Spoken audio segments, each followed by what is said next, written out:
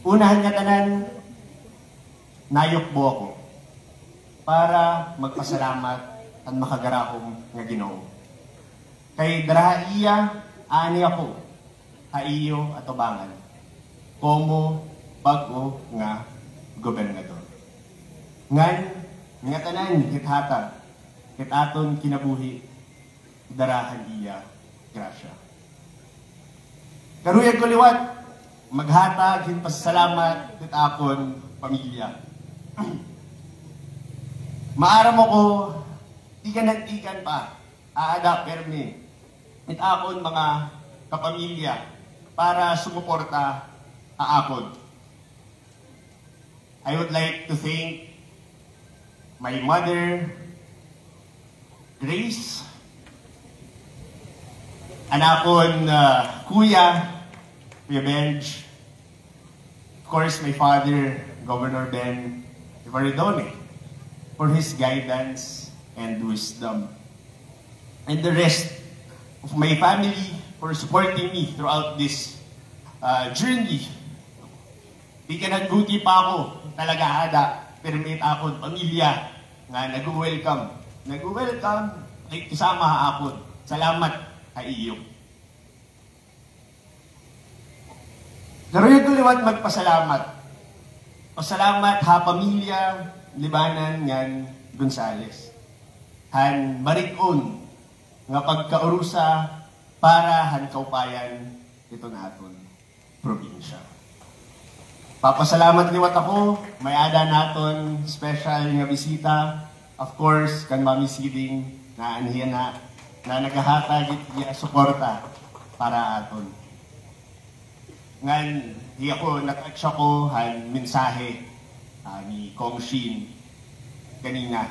Nainumduman ko pa an amon pagkita dinhi ha Kapitolyo siguro mga pirakaadlaw antes mag piniliay.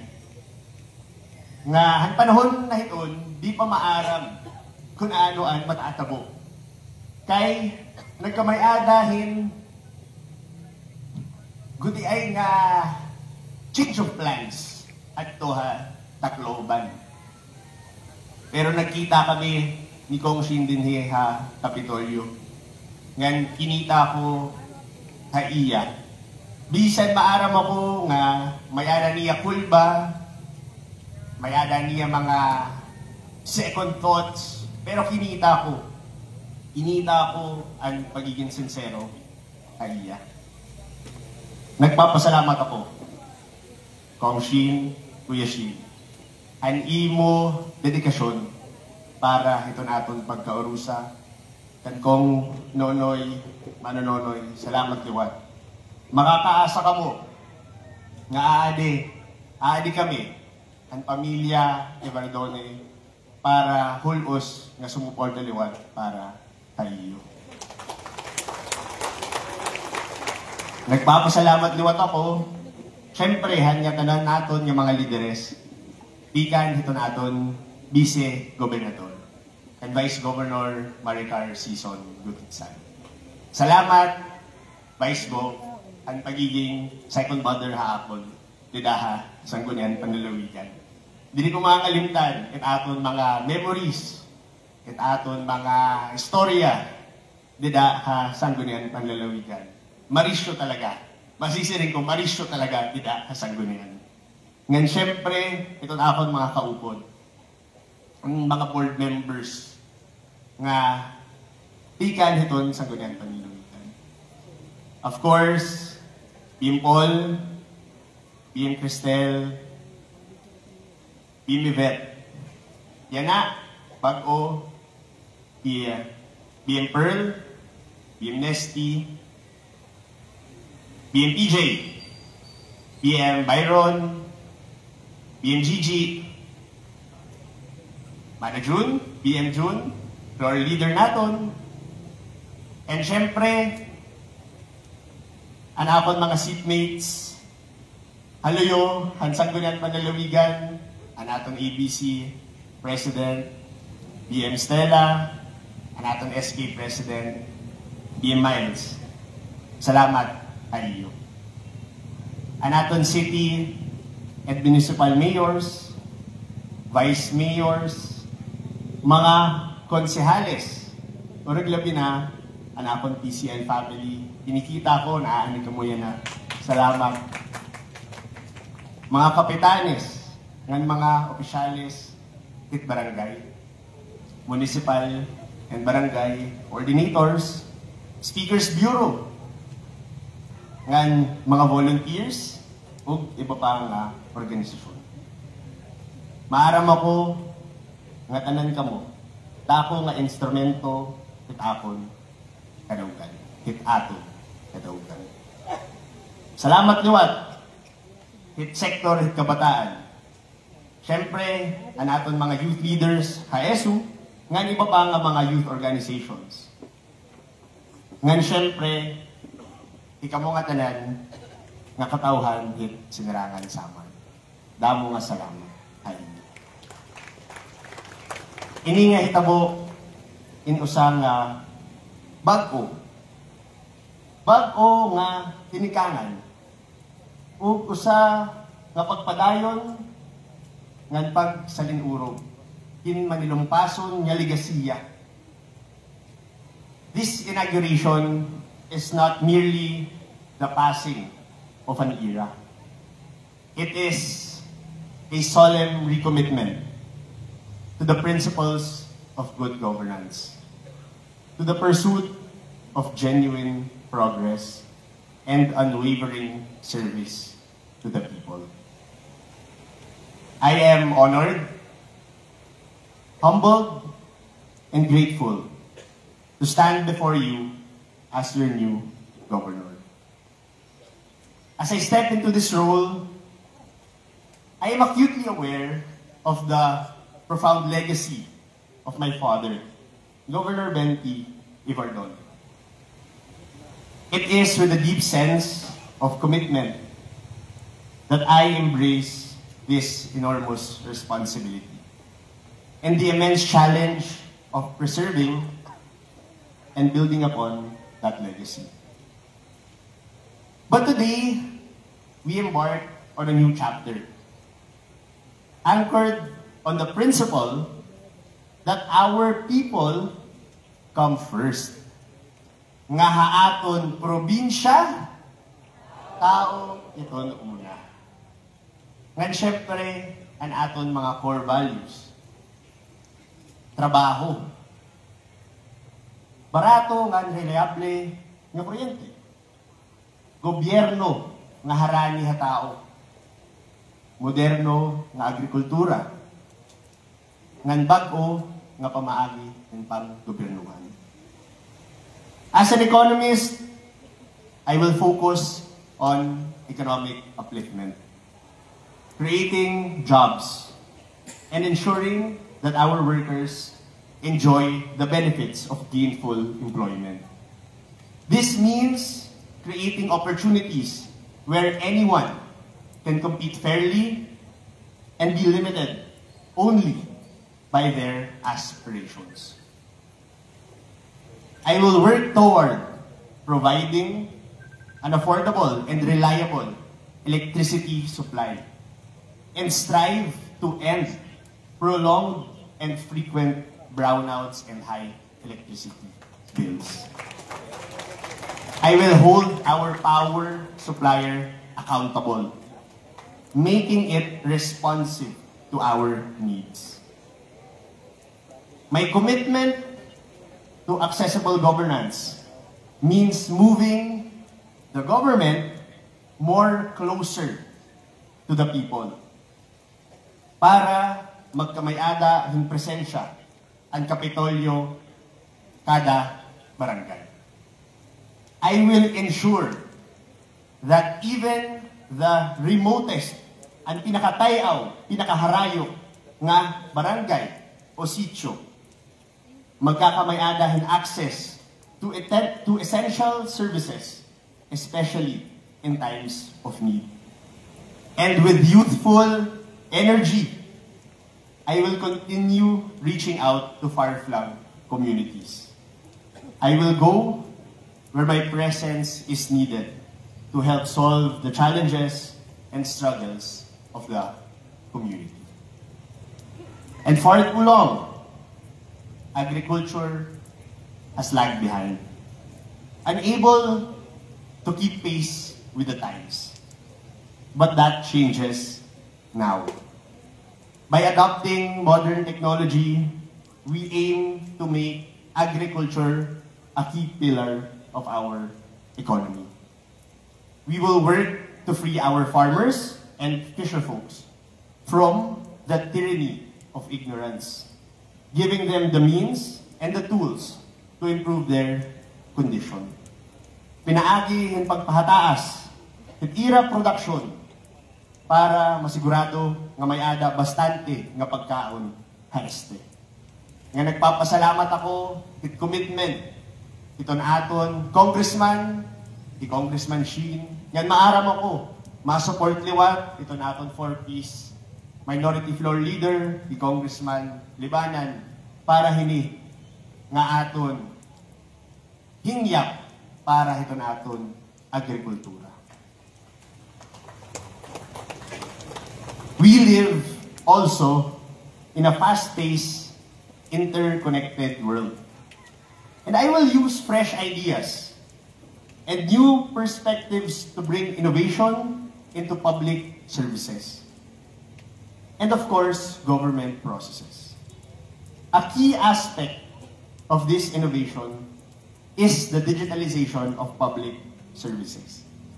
Imagine, una-una niyo, being able to apply for licenses, pay government fees, make medical appointments and consultations online, and even apply and receive financial assistance.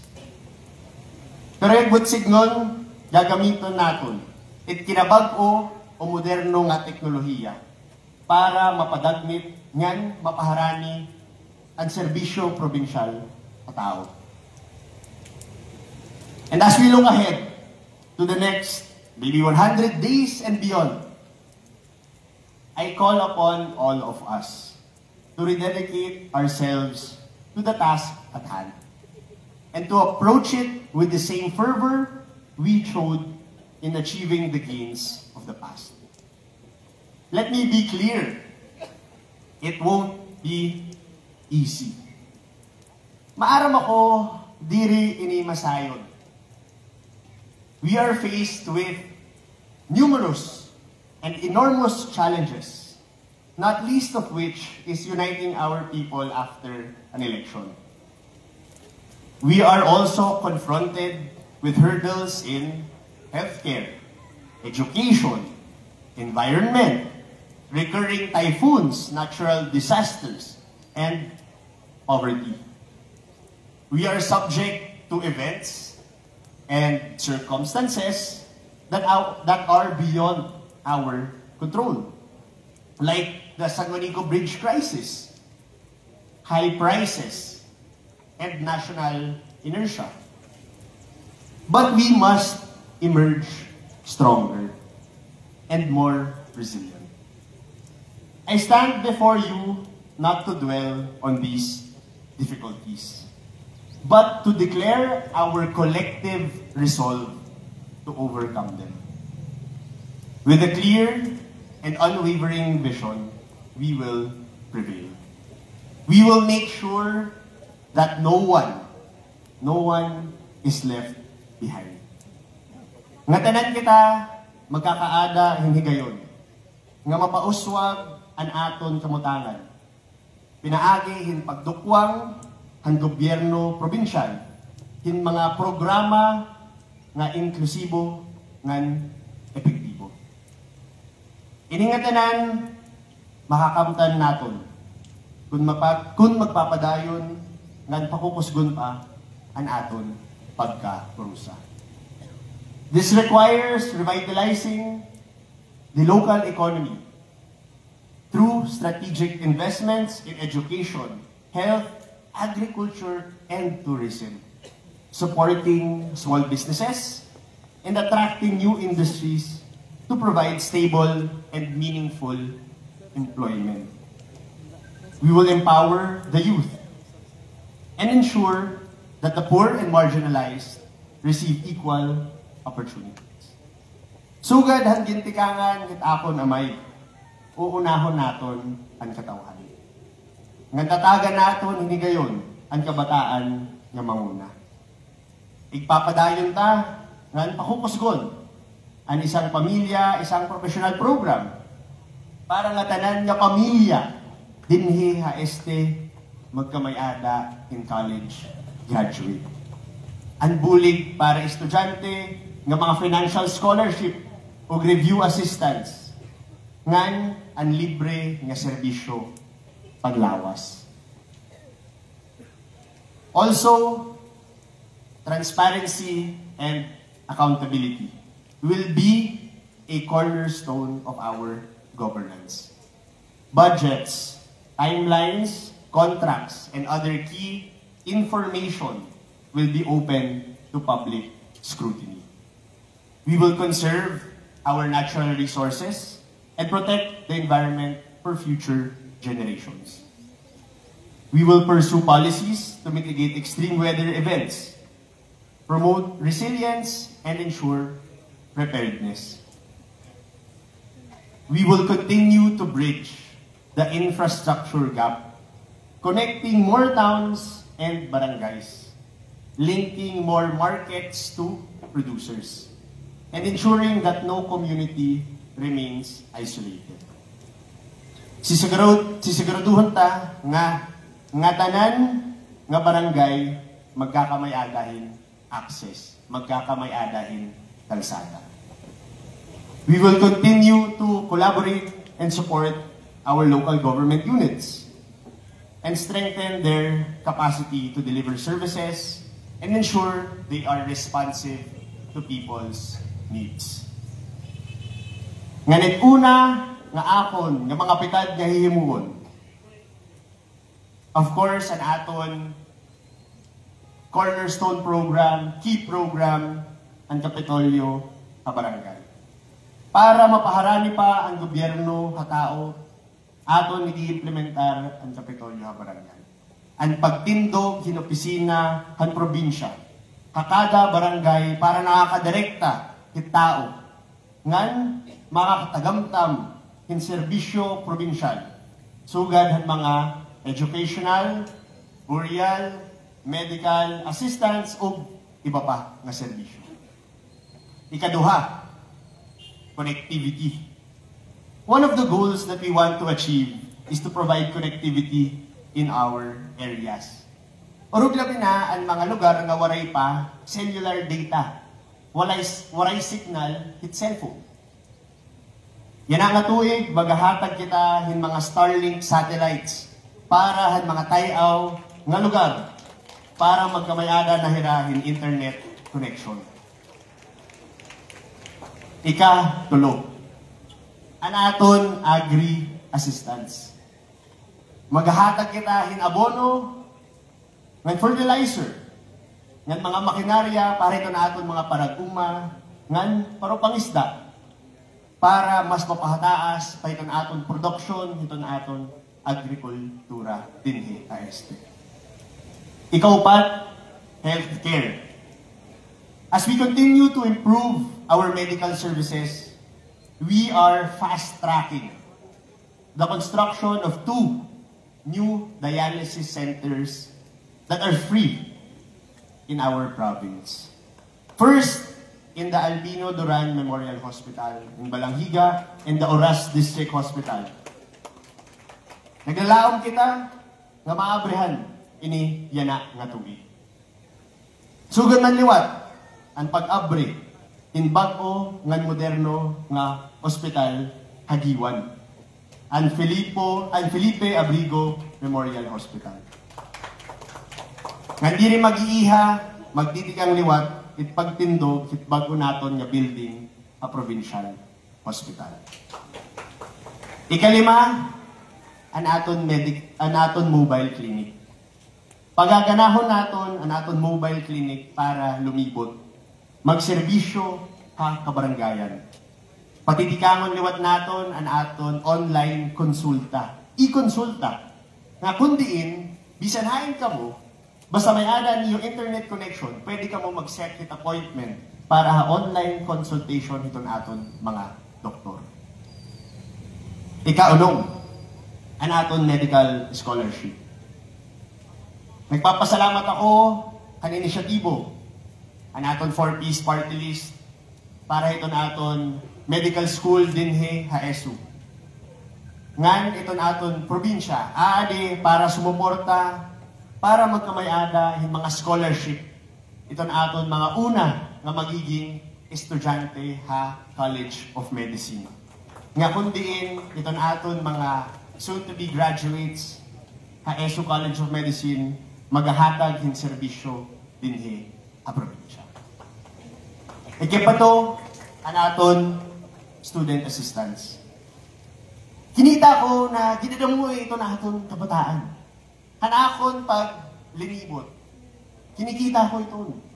Hanakon pagbisita ng mga ESU campuses. Sanlit, karuyag ko mas mapadamo pa. Ito na aton mga scholars tikan a probinsya. Para makabulig hit mga pamilya nga makatalwas hit kapobrihan. Nga di rin mag-iiha nga panahon ang pag-construct liwat hinusang nga student dormitory HAESU nga libre para hiton aton mga kablas nga estudyante tikang hit magdadalain nga munisipyo ng barangay. Ikawalo, an aton tourism development.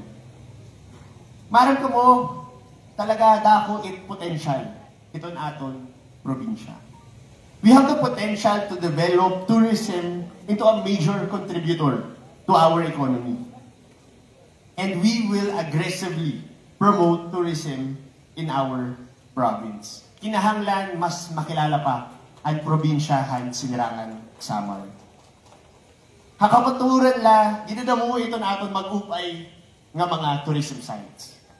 Bakit mag-iha ako kung ngaranan ko pa yung nga tanan? Pero maaram ako nga maaram ka mo ito. Kinahanglan la, makilala kita. Iton aton bansa, makilala kita internationally, makilala iton aton probinsya. Nga nihabugos nga Visayas.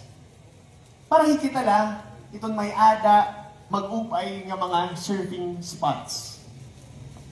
Riko pa kita. Riko kita hin kultura. Riko kita ha kasaysayan. Ngan tradisyon. Salit kinikita ko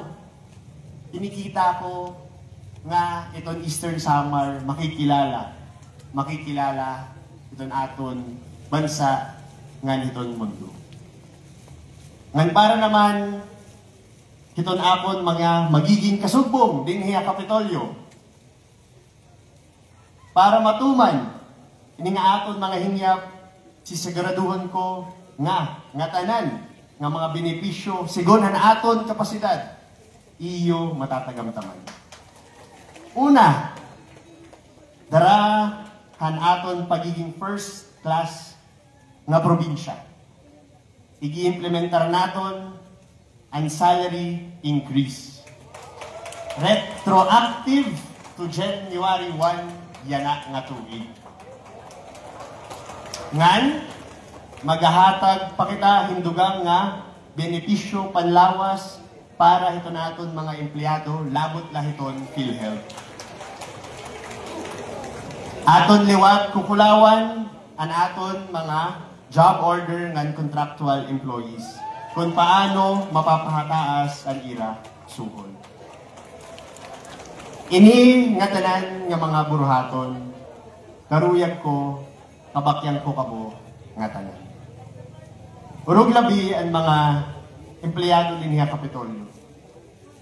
Darahini nga kadako nga ayat aton. Hinahangyo ko nga padayon ket aton pagkaurusa agud makamtan naton ini nga mga hingyap. Tikan hansulido para progreso.